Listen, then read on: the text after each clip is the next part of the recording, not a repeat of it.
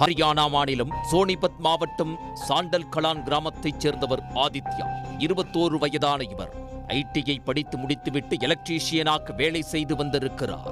இந்த மாதம் 10ஆம் தேதி மதியம் வீட்டுக்கு வந்த ஆதித்யா வெளியே செல்வதாக கூறிவிட்டு வீட்டை விட்டு சென்றிருக்கிறார்.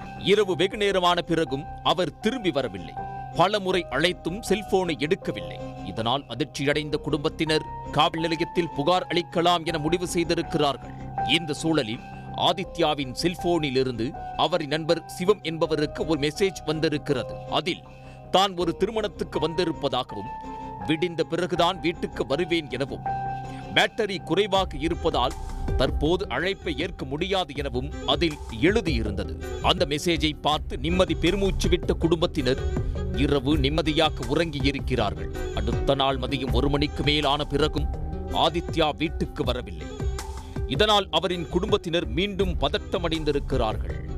இந்த சூழலில் சிவமின் செல்போனுக்கு ஆதித்யாவின் நம்பரிலிருந்து மீண்டும் ஒரு மெசேஜ் வந்திருக்கிறது.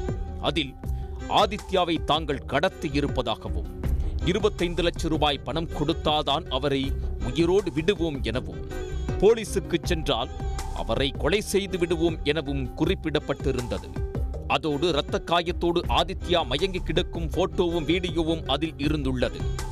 இதனை பார்த்ததும் அதிர்ந்து போன குடும்பத்தினர் உடனே கனூர் காவல்துறைக்கு தகவல் கொடுத்திருக்கிறார்கள். இந்த சம்பவம் தொடர்பாக வழக்கு பதிவு செய்த போலீசார் விசாரணையை தொடங்கியிருக்கிறார்கள். முதற்கட்ட விசாரணையில் ஆதித்யாவின் செல்போன் அவர் காணாமல் போன அன்று இரவு வரை ஊரிலேயே இருந்துள்ளது. இதனால் அவர் திருமணத்துக்கு வெளியூருக்கு எங்கும் செல்லவில்லை என்பது உறுதியாகியுள்ளது. ஆதித்யாவின் தந்தை சமீபத்தில் நிலத்தை விற்று 25 லட்சம் ரூபாய் பணத்தை வாங்கியிருக்கிறார். இதை பற்றி ஊரில் உள்ளவர்களுக்கு தெரியும்.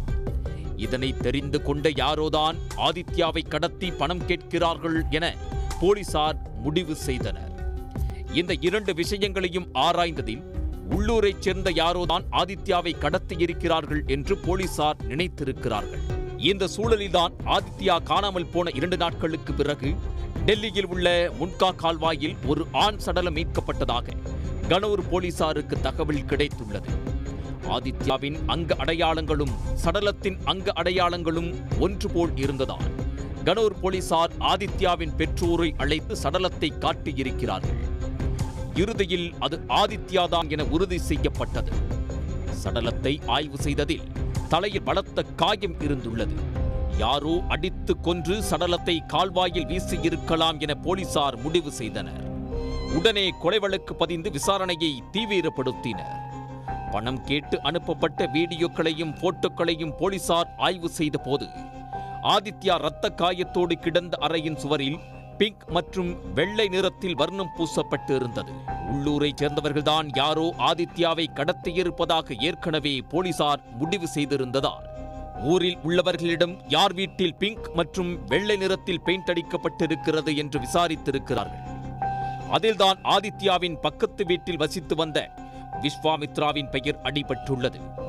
அவரது வீட்டின் அறையில்தான் பிங்க் மற்றும் வெள்ளை நிறத்தில் பெயிண்ட் அடிக்கப்பட்டிருந்தது. உடனே போலீசார் விஸ்வாமித்ராவை பிடித்து விசாரித்திருக்கிறார்கள். அதில்தான் அனைத்து உண்மைகளும் அம்பலமாகி இருக்கிறது. விஸ்வாமித்ரா இசைத்துறையில் கல்லூரியில் பட்டம் பெற்றவர். கச்சேரிகளில் பாடல் பாடி வந்திருக்கிறார். அதில் போதுமான வருமானம் கிடைக்காததால் நிதி நிறுவனம் ஒன்றில் மேனேஜராக வேலைக்கு சேர்ந்திருக்கிறார். சில மாதங்களுக்கு முன்பு விஸ்வாமித்ரா ஆதித்யாவிடம் 20,000 ரூபாய் பணம் கடனாக வாங்கி இருக்கிறார். அதில் 9,000 ரூபாய் திரும்பி கொடுத்த நிலையில் மீதி பணத்தை கொடுக்காமல் இழுத்தடித்து வந்திருக்கிறார். இதனால் ஆத்திரமடைந்த ஆதித்யா மீதி கடனை கேட்டு நச்சரித்து வந்ததால் நண்பர்களுக்குள் தகராறு ஏற்பட்டுள்ளது. இந்த சூழலில் சம்பவத்தன்று எப்படியாவது பணத்தை வாங்கிவிட வேண்டும் என ஆதித்யா விஸ்வாமித்ராவின் வீட்டுக்கு சென்று பணத்தை கேட்டிருக்கிறார். இதனால் வாக்குவாதம் ஏற்பட்டுள்ளது. ஒரு கட்டத்தில் அது கைகலப்பாக மாறியிருக்கிறது. ஆதித்யாவை விஸ்வாமித்ரா அடித்தே கொலை செய்திருக்கிறார். பிறகு சடலத்தை மூட்டை கட்டி காரில் எடுத்துச் சென்று கால்வாயில் வீசியிருக்கிறார். போலீசாரிடமிருந்து தப்பிக்க ஆதித்யாவை கடத்திவிட்டதாக அவர் போனிலிருந்தே மெசேஜ் அனுப்பி பணம் கேட்டு கடத்தல் நாடகம் போட்டிருக்கிறார். ஆனால் அறையில் அடைக்கப்பட்டிருந்த பெயிண்ட் மூலம் அவர் போலீசாரிடம் சிக்கியிருக்கிறார். இந்த சம்பவம் தொடர்பாக வழக்கு பதிவு செய்த போலீசார் விஸ்வாமித்ராவை கைது செய்து சிறையில் அடைத்திருக்கிறார்கள்.